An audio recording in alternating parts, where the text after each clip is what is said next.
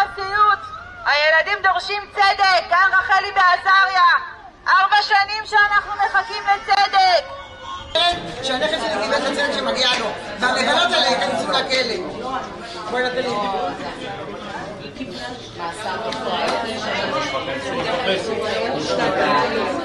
סוף סוף הגיעה לסיומה, סוף סוף הצדק יצא לאור, סוף סוף בית המשפט באמת הביא את הצדק ונתן את העונש שמגיע למי שמתעלל בחסרי ישע.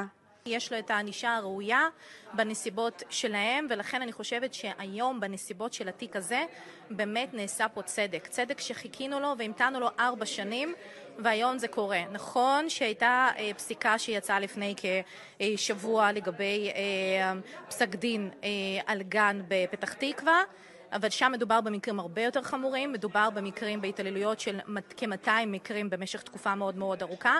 אין מה להשוות למקרה הזה, אך המקרה הזה הוא מזעזע לא פחות מהמקרה הקודם, ואני חושבת שכאן בית משפט עשה את מיטב יכולתו על מנת לתת את העונש הראוי בנסיבות האלה. ספרי לי על הליווי של הליך משפט.